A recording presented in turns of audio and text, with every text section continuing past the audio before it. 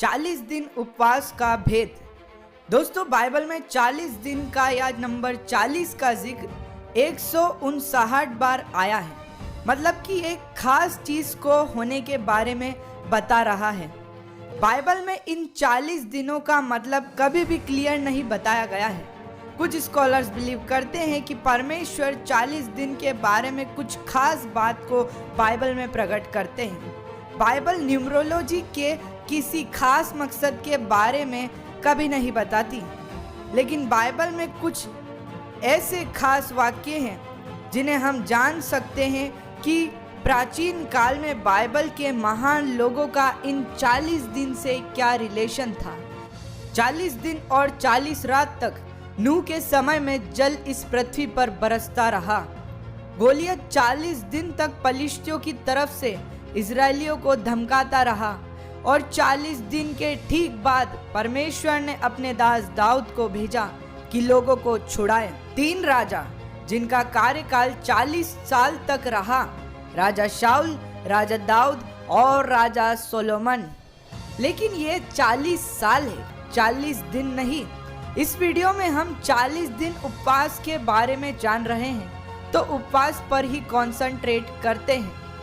जब योना नबी निनवे को प्रचार करने गए थे, निनवे के लोगों ने 40 दिन तक उपवास करा था, क्योंकि योना नबी ने कहा था कि 40 दिन बाद परमेश्वर तुम्हारे पापों की वजह से इस नगर का सत्यानाश करेंगे। वहां के लोगों ने 40 दिन तक पश्चाताप का उपवास किया और निनवे के लोग बच गए। बाइबल के 3 ग्रेट लोग मूसा, एलिया और प्रभु यीशु मसीह ने 40 दिन और 40 रात तक उपवास करा था।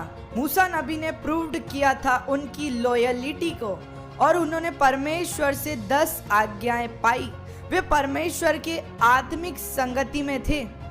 और एलिया नबी ने परमेश्वर से निर्देश पाए थे कि इजरायलियों को किस तरीके से लीड किया जाए। प्रभु यीशु मसीह बपतिस्मे के बाद पवित्र आत्मा के सिखाने से जंगल में आए और 40 दिन और 40 रात के उपवास में शैतान उनकी परीक्षा करता रहा।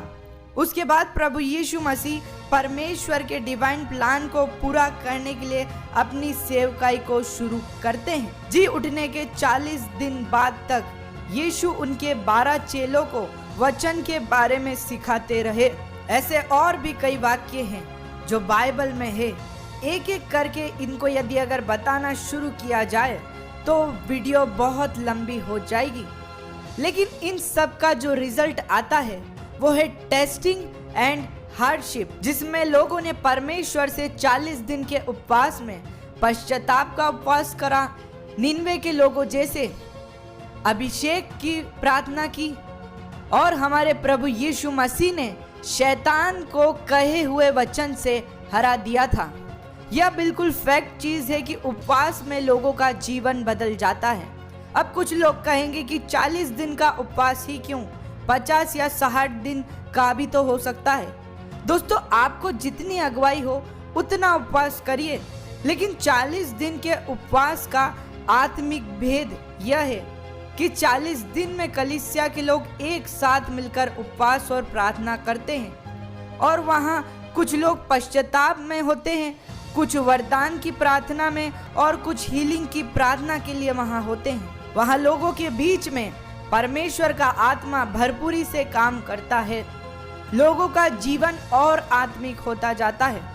दोस्तों, हम लोगों को मौका तो साल भर मिलता है, लेकिन ये एक ऐसा समय होता है जहां हम एक झुंड के रूप में अपने आत्मिक जीवन को और अच्छा कर सकते हैं, आत्मिक सुधार कर सकते हैं।